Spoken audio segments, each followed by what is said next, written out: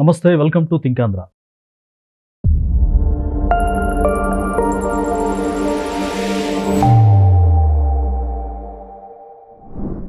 మనతో పాటు ఉన్నారు పొలిటికల్ అనలిస్ట్ అప్సన్ రాయేష్ గారు. వారిని అడిగి ఈరోజు ఒక కీలకమైన అంశాన్ని డిస్కస్ చేసే ప్రయత్నం చేద్దాం. నమస్కారం సార్. నమస్కారం సార్, డిఎస్సి ప్రధానంగా గత ప్రభుత్వంలో జగన్మోహన్ రెడ్డి గారు డిఎస్సి నేను జంబో డిఎస్సి ఇస్తానని చెప్పారు. అలాగే ప్రతి సంవత్సరం జనవరిలో జాబ్ క్యాలెండర్ ఇస్తానని చెప్పారు. ఒక్క డిఎస్సి నోటిఫికేషన్ కూడా ఇవ్వలేదు.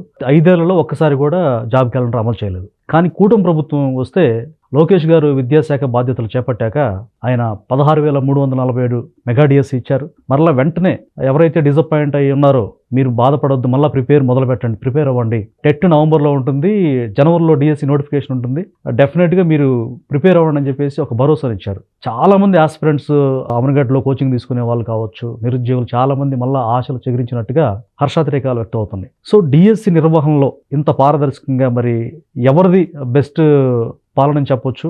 ఆ 2 గవర్నమెంట్లు డిఎస్సి విషయంలో మీరు ఏ స్పష్టత ఇస్తారు సార్? క్లారిటీ. మనకి గతంలో ఒక నానుడు ఉండేది. ఆ రోజుల్లో ప్రభుత్వ ఉద్యోగాలు, ముఖ్యంగా ఉపాధ్యాయ నియామకాలు రాజకీయ పరపతితోటి, పైరవీలతోటి ఉపాధ్యాయ నియామకాలు జరిగాయి. అంటే ఉపాధ్యాయ నియామకాలు కూడా పలుకుబడిది అయిపోయాయి సార్. మీకు జిల్లా పరిషత్ చైర్మన్ చేతిలో అధికారం ఉండేది.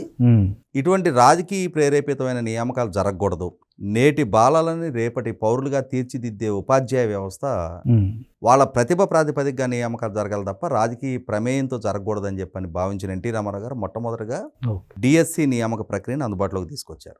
పారదర్శకంగా ఒక రిటర్న్ టెస్ట్ జరుగుద్ది. ఇంకా ఎన్టీ రామారావు గారి హయాంలో ఇంటర్వ్యూ స్టేజ్ ఉండేది. అంటే ఒకసారి డిఎస్సి క్వాలిఫై అయిన తర్వాత జడ్పీ చైర్మన్ తోటి ఒక ఇంటర్వ్యూ ప్యానల్ ఉండేది. ఆ ఇంటర్వ్యూలో కూడా మార్క్స్ రావాలి. అప్పుడు రిటర్న్ టెస్ట్, ఇంటర్వ్యూ మార్క్స్ కలుపుకొని ఫైనల్ లిస్ట్ ఇచ్చేవాళ్ళు. చంద్రబాబు నాయుడు గారు ముఖ్యమంత్రి అయిన తర్వాత ఈ ఇంటర్వ్యూ స్టేజ్ని తీసేశారు. ఎందుకంటే ఇంటర్వ్యూలో పాల్గొన్న వాళ్ళని కూడా రికమెండ్ చేయించుకొని కొన్ని మార్కులు వేయించుకోవటం జరిగేది ఆ రోజుల్లో. కాబట్టి అసలు వాళ్ళ సొంత ప్రతిభ ప్రాతిపదికగానే ఆ ఎగ్జామ్లో ఎవరైతే క్వాలిఫై అవుతారో వాళ్ళని మెరిట్ లిస్టు పారదర్శకంగా అనౌన్స్ చేసేసి వాళ్ళకి పోస్టింగ్ ఇచ్చేయాలి. అప్పుడు ఏమవుద్ది? నో క్వశ్చన్ ఆఫ్ పైరవీలు, నో క్వశ్చన్ ఆఫ్ బ్రైబ్స్.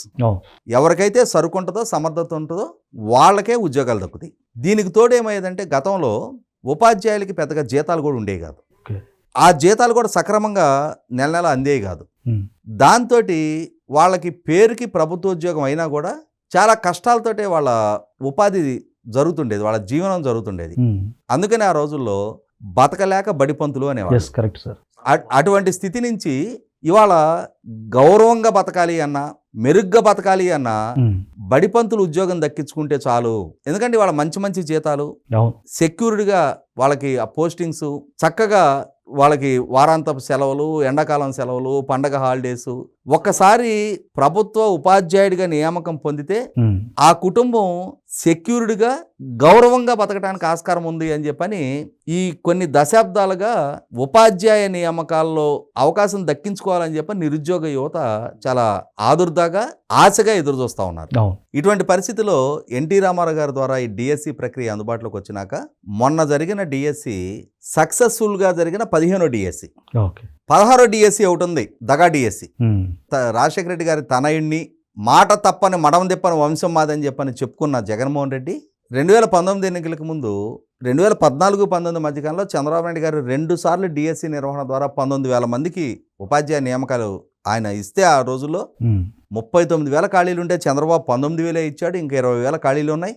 నాకు అవకాశం ఇవ్వండి, ఒక ఛాన్స్ ఇవ్వండి, నేను అట్లా వచ్చి రావడంతో ఒక మెగా డిఎస్సి కండక్ట్ చేస్తా జగన్ గారు అన్నారు అని చెప్పని 2019 ఎన్నికలకు ముందు ఊరించాడు. సరే, ఈయన మాట తప్పని మడం తిప్పని వంశం అంటున్నారు కదా, మాట తప్పలే అని చెప్పని ఓట్లు వేసారు అందరం. 2019 మే 30 పదవి బాధ్యతలు అని చేపడితే 2024 మార్చి 16వ తారీఖు రోజు కోడ్ ఆఫ్ కాండక్ట్ అమల్లోకి వస్తుందంటే ఫిబ్రవరి 1 నోటిఫికేషన్ విడుదల చేశాడు. అంటే 2019 నుంచి 2024 ఎన్నికల ముందు దాకా ఆయనకి తీరల. మాట తప్పని మడం తిప్పనని చెప్పని వాళ్ళ బ్యాచ్ మొత్తం, ఆయన అభిమానులందరూ డంకాపదే అని చెప్తూ ఉంటారు. మాట తప్పాడు, మడమ తిప్పాడు. ఆ నోటిఫికేషన్ కూడా ఏమైంది? నెలలో కోడ్ ఆఫ్ కాండక్ట్ అమల్లోకి వచ్చింది, నోటిఫికేషన్ రద్దు అయిపోయింది. అంటే 5 సంవత్సరాలు పూర్తి కాలం రాష్ట్రాన్ని పరిపాలించి ఒక్క డిఎస్సి కూడా నిర్వహించిన పాలకుడు జగన్మోహన్ రెడ్డి. కాబట్టి జగన్మోహన్ రెడ్డి ఉపాధ్యాయ నియామకాల విషయంలో వంచకుడు అని చెప్పని యువతకి నిర్ధారణ అయింది. కాబట్టి మొన్నటి ఎన్నికల్లో అతనికి ఏ స్థానంలో కూర్చోబెట్టాలో ఆ స్థానంలో కూర్చోబెట్టారు. ఇక అతని గురించి అప్రస్తుతం. ఇవాళ చంద్రబాబు నాయుడు గారు ఈ డిఎస్సి వ్యవస్థ అమల్లోకి వచ్చినాక నేను చెప్పా కదా ఇందాక 15 సార్లు సక్సెస్ఫుల్గా అమలు జరిగింది. అందులో ఎన్టీ రామారావు గారి ద్వారా 3 సార్లు, చంద్రబాబు నాయుడు గారు మొన్న అమలు చేసిన డిఎస్సి 9ది. అంటే 15లో ఎన్టీ రామారావు గారు, చంద్రబాబు నాయుడు గారు 12 సార్లు, సింహభాగం దాదాపుగా 12 సార్లు. మామూలు విషయం కాదు. అంటే 5 సార్లు, అంటే ఈ 15 సార్లు 15 ఇంటూ 15ని 3కి ఒక 20% అనుకుంటే 80% వీళ్ళిద్దరు హయాంలో జరిగితే మిగిలిన 20% ఎంతమంది ముఖ్యమంత్రులు ఎన్టీ రామారావు గారి తర్వాత? ఎన్టీ రామారావు గారు ఈ డిఎస్సి అమల్లోకి తీసుకొచ్చినాక చెన్నారెడ్డి గారు, నేదురుమల జనార్దన్ రెడ్డి గారు, కోట్ల విజయభాస్కర్ రెడ్డి గారు, రాజశేఖర రెడ్డి గారు, రోసీ గారు, కిరణ్ కుమార్ రెడ్డి గారు, ఈ 6 కాంగ్రెస్ ముఖ్యమంత్రుల హయాంలో 3 డిఎస్సీలు అమలు జరిగినాయి. ఈ 2 తెలుగుదేశం ముఖ్యమంత్రుల హయాంలో 12 డిఎస్సీలు అమలు జరిగినాయి. రాజశేఖర రెడ్డి గారు 2 సార్లు, కిరణ్ కుమార్ రెడ్డి గారు 1 సారి. ఇక 89 నుంచి 94 దాకా పరిపాలన చేసిన కాంగ్రెస్ టెన్యూర్లోనూ not even a single DSC. 2019 నుంచి 2024 దాకా పరిపాలన చేసిన జగన్మోహన్ రెడ్డి పాలనా హయాంలోనూ not even a single DSC. రోసీ గారి హయాంలోనూ డిఎస్సి లేదు. ఇద్దరు హయాంలోనే ఒక 3 డిఎస్సీలు జరిగినాయి. ఎన్టీ రామారావు గారు, చంద్రబాబు నాయుడు గారి హయాంలో 196,000 మందికి ఉపాధ్యాయ నియామకాలు చేశారు 12 డిఎస్సీల ద్వారా. ఇప్పుడు నిన్న లోకేష్ గారు 13వ డిఎస్సి గురించి, వీళ్ళిద్దరు హయాంలో 13వ డిఎస్సి గురించి, ఓవరాల్గా సక్సెస్ అయిన 15 డిఎస్సీలకు అదనంగా 16వ డిఎస్సి గురించి, అంటే అసలు సెస్సులో దగా 16వ డిఎస్సి వదిలేయి, జగన్ గారు అది వదిలేస్తే ఇప్పుడు సక్సెస్ఫుల్గా అమలు చేయగలిగిన 16 డిఎస్సి గురించి ప్రకటన చేశారు.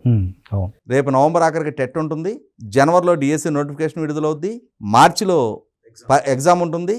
ఇప్పుడు అమలు జరిగిన 5 నెలల షెడ్యూల్లో ఎలా అయితే కంప్లీట్ అయిందో అలాగే మే, జూన్ కల్లా ఈ ప్రక్రియ పూర్తి చేసి జూన్ 12, 13 తారీఖుల్లో కొత్త అకాడమిక్ ఇయర్ బిగిన్ కాబోయే నాటికి మీకు ఉపాధ్యాయ నియామకాలు పూర్తి చేస్తాము అని చెప్పని. ఇక్కడ ఎవరి ఉపాధ్యాయులు? వీళ్ళు పాఠాలు చెప్పేది ఎక్కడ? ప్రభుత్వ పాఠశాల. ఎవరు ఇవాళ ప్రభుత్వ బడులకు వెళ్తుంది? డబ్బున్నాళ్ళు కార్పొరేట్ స్కూల్స్కి పంపించుకుంటున్నారు. ఇవాళ మంచి మంచి ప్రభుత్వ ఉద్యోగులు, వ్యాపారస్తులు, ఆర్థికంగా స్థితిగతులు ఉన్నాళ్ళు కాన్వెంట్లకి, కార్పొరేట్ స్కూల్స్కి పంపించుకుంటున్నారు. పేద బిక్కియే కదా ఇవాళ ప్రభుత్వ బడులకు వస్తుంది. గ్రామీణ ప్రాంతాల్లో రైతు కూలీలు, కుల వృత్తులు చేసుకునే వాళ్ళు, దళితులు, బడుగు బలహీన వర్గాల ప్రజలకు వాళ్ళ పిల్లల్ని కదా పంపిస్తుంది. వాళ్ళ పిల్లల చదువుల పట్ల ఎవరికి కన్సర్న్ ఉంది అనేది, ఇవాళ కిలోమీటర్కి ఒక ఎలిమెంటరీ స్కూల్ ఉండాలి, 3 కిలోమీటర్లకు ఒక అప్పర్ ప్రైమరీ స్కూల్ ఉండాలి, 5 కిలోమీటర్లకు ఒక హై స్కూల్ ఉండాలి, ప్రతి మండలానికి ఒక జూనియర్ కాలేజ్ ఉండాలి, ప్రతి రెవెన్యూ డివిజన్కి ఒక ఇంజనీరింగ్ కాలేజ్ ఉండాలి అని చెప్పని ఆ రోజుల్లో చంద్రబాబు నాయుడు గారు ఉమ్మడి రాష్ట్ర ముఖ్యమంత్రిగా ఉన్న రోజున ఇవాళ ఏ గ్రామంలో చూసినా కనిపించే ప్రతి స్కూలు నిర్మాణం ఆయన హయాంలో జరిగినాయి. అంటే అప్పటికి నిర్మాణం జరిగి ఉన్న స్కూల్స్ కాక కొత్తగా ఏర్పాటైన ప్రతి స్కూలు ఆయన హయాంలో నిర్మాణం జరిగినాయి. అలాగే ప్రతి ఉపాధ్యాయుడు ఇవాళ పనిచేస్తున్న వాళ్ళందరూ దాదాపుగా అయితే ఆయన హయాంలో ఉపాధ్యాయులుగా నియామకాలు పొందిన వాళ్లే మాక్సిమం. ఇవాళ మొన్న డిఎస్సి నియామక ప్రక్రియలో ఆ డిఎస్సి నియామకం అందుకున్న కొంతమంది పిల్లలు చెప్పారు, సార్ మా నాన్నగారు ఆ రోజుల్లో మీరు ముఖ్యమంత్రిగా ఉన్న రోజుల్లోనే ఉపాధ్యాయుడిగా నియామకం పొందారు, ఇవాళ నేను కూడా మళ్ళీ మీరు ముఖ్యమంత్రిగా ఉన్న టైంలోనే నాకు కూడా నియామకం అందింది సార్ అని చెప్పడం జరిగింది. నిజంగా ఉండరు. కాబట్టి ప్రభుత్వ విద్య పట్ల, పేదలు చదువుకునే ప్రభుత్వ విద్య పట్ల ఎవరికి చిత్తశుద్ధి ఉంది అనేది నిర్ధారణ అవుతా ఉంది. అన్నిటికన్నా ముఖ్యంగా ఇవాళ ప్రభుత్వ ఉద్యోగం దక్కితే జీవితం స్థిరపడుతుంది అనే ఆశగా ఎదురు చూస్తున్న నిరుద్యోగ యువతకి మీ ఆశలు సజీవంగా ఉంచుకోండి, మీ ఆశయాలని నెరవేర్చగలిగే ప్రభుత్వం మాది అని చెప్పని లోకేష్ కూడా ఇప్పటికీ ఆల్రెడీ మొన్నటి నియామక ప్రక్రియలో 16,347 ఉద్యోగ నియామకాలకు నోటిఫికేషన్ విడుదల చేస్తే అక్కడ కొన్ని ఖాళీలకి సరైన అభ్యర్థులు రాక 15,941 మందికే నియామకాలు ఇచ్చారు. ఇంకా మిగిలిన ఉద్యోగాలు బ్యాక్లాగ్ మిగిలిపోయి ఉన్నాయి.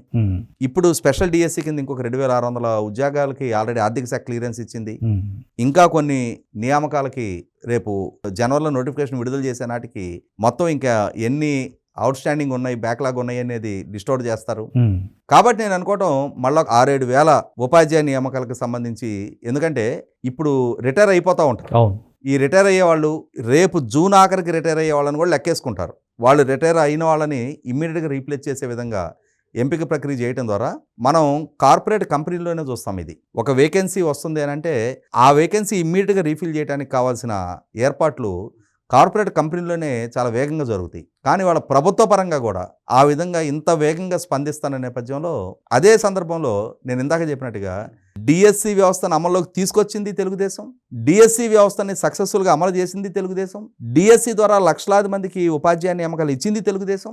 అదే తెలుగుదేశం చంద్రబాబు నాయుడు గారి నాయకత్వంలో మరొకసారి నిరుద్యోగ యువతకి వాళ్ళ ప్రతిభని ప్రదర్శించుకొని ఎటువంటి పైరవీలకి రికమెండేషన్లకు ఆస్కారం లేకుండా తమ సొంత ప్రతిభా పాఠవాల ప్రాతిపదికగానే వాళ్ళ స్వయం కృషితో వాళ్ళు ఆ ఉపాధి అవకాశాలు దక్కించుకొని మెరుగైన జీవన ప్రమాణాలు అందుకోవడానికి కావాల్సిన అవకాశం కల్పిస్తున్న ప్రభుత్వాన్ని అభినందించాల్సిందే.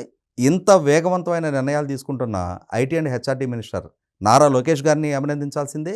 ప్రభుత్వ విద్య, పేదవాడి విద్య పట్ల ప్రభుత్వానికి ఉన్న చిత్తశుద్ధిని, అంకిత భావాన్ని ఎంత స్థాయిలో ఆ రంగం పట్ల వాళ్ళు ఆ శ్రద్ధ కనపరుస్తున్నారు అన్న అంశం ఈ ఉపాధ్యాయ నియామక ప్రక్రియే నిర్ధారణ చేస్తూ ఉంది. Thank you sir.